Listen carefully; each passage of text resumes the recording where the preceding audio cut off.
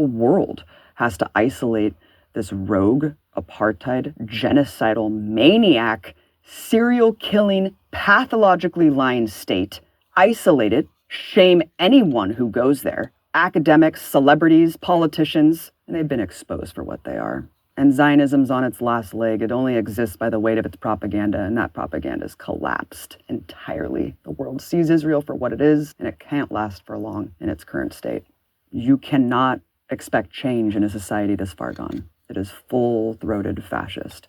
And that's why they act the way they do, with full, total impunity, because they have no humanity left. This is a society so far gone with protection of a military empire, with hatred in their hearts.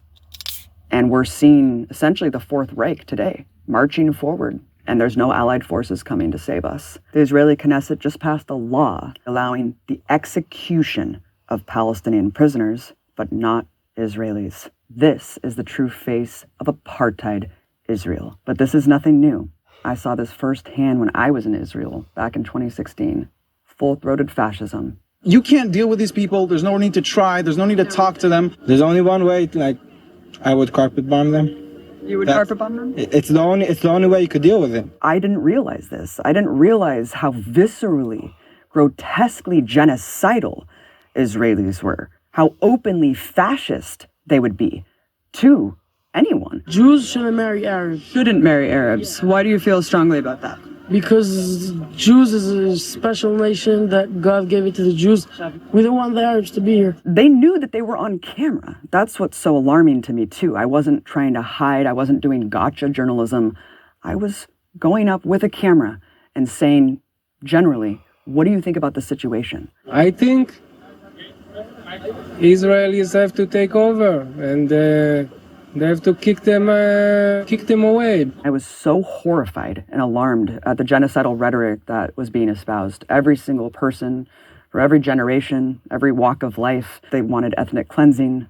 They said we should nuke them. One little girl laughing, we should kill all Arabs. Kill all Arabs. We need to kill Arabs. No. It shows you the impunity back then. The arrogance to just assume this is what you guys think too, right? You're an American, you agree with me. You guys have been doing the same thing. This is who we are. We're proud racists. We're proudly fascist. I felt like I was walking into Berlin in 1932. I really felt absolutely disgusted. I just couldn't believe what I was hearing. I mean, just walking a couple steps, and as white as I am, are you Arab? Are you Arab? And I'm like, what? I'm an American. Oh, good. We can talk about Arabs then. We can talk about how much we hate Palestinians. I saw the writing on the wall back then. I saw that there's no hope from within Israeli society. I went to rallies where they were calling to kick all the refugees out. You know, these were things that we're told Israel's a safe haven for Holocaust survivors, for genocide survivors. Well, why are all the African refugees put out in the middle of the Negev desert into a concentration camp? Why don't they want any African refugees there? They tokenize Ethiopian refugees, but then they make them take Depo-Provera birth control because they don't want them to reproduce. This is the nature of Israeli society. It's an ethno-state, and it's built on supremacy and hate, because that's what Zionism is. How many civilians have been killed in Gaza, from what you know? Who gives a shit? Okay, but don't you feel like, for example, children? Children grow up to be Arabs. You have to continue to expel, you have to continue to kill to keep that artificial majority in place. If you gave me a button to just erase Gaza, every single living being in Gaza would no longer be living tomorrow, I would press it in a second. I would press it right now. Give me that button and press it right now. There you go. And I think most Israelis would. During the Gaza genocide, to see people just proclaim out in the open the genocidal incitement. It's an entire nation out there that is responsible. אנחנו משמידים את כל מה שעוד נשאר מהרצועה ולא משאיר אבן על אבן, גם מים אנחנו לא צריכים לתת לרצועת עזה. אנחנו מפרקים את עזה ומשאירים אותה כאויי חרבות עם הרס מוחלט וחסר תקדים בעולם. זכור את אשר עשה לך עמלק, נצטווינו. אנו זוכרים ואנו נלחמים.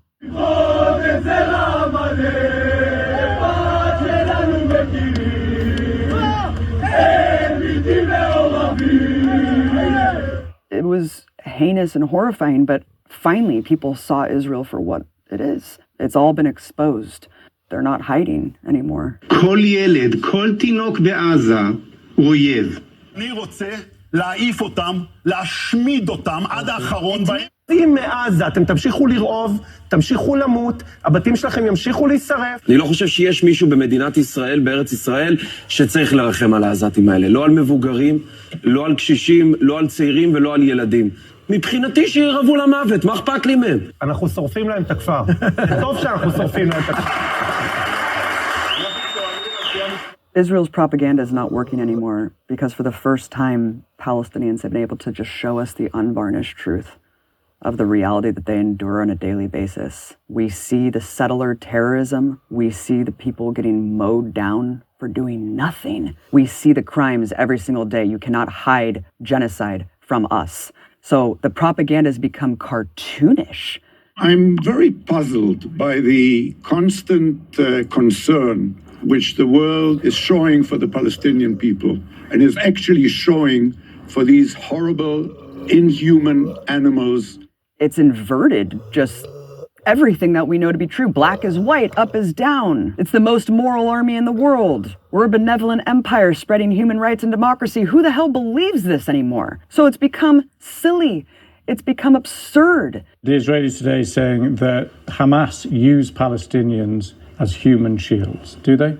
Killing the victims, then blaming the victims for killing themselves. I mean, what is this logic? They infantilize us. They treat us like children. This is a genocide happening in front of our eyes. We have, that word is, as you know, incredibly emotive, and the Israelis, as you know, will be saying that they are targeting Hamas only. It's become so obvious that we're being dictated to, that our reality is curated by tech overlords who are profiting off the infrastructure of genocide, of the surveillance of our lives. All of these things are interconnected.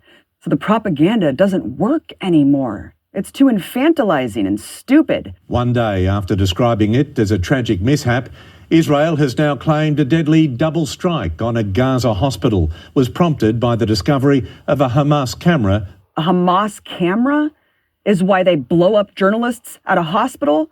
Because they have a camera that belonged to Hamas? I mean, it just makes corporate media journalists and establishment journalists look like buffoons, doesn't it? For towing this absurd propaganda that's so hollowed out and childlike. They should be ashamed of themselves. We have some really disturbing new information out of Israel. The Israeli Prime Minister's spokesman just confirmed babies and toddlers were found with their heads decapitated. There's no excuse whatsoever. They are complicit in this. But you see Israel buying up media outlets. We have to fight with the weapons that apply to the battlefields in which we're engaged. And the most important ones are in social media. And the most important purchase that is going on right now is TikTok. TikTok, number one. Do you see Israeli billionaires trying to tamp down on the narrative? They're desperate. They're desperate because they know that's the only way they'll survive, is to try to convince the world of the opposite of what we're all seeing.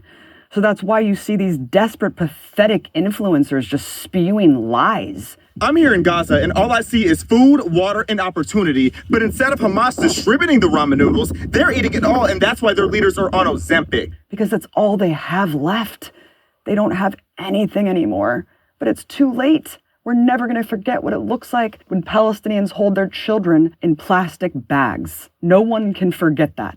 I'm never going to forget the sound of a drone emitting a crying baby so it can massacre children who come out of their homes. جماعة الخير قوات كابتر تطلق صوت أطفال الآن من مخيم انصارات امبارح استشهدوا شاب طلع مسكين يشوف إيش الصوت في مدرسة طبعا بدأ والله قنصوه.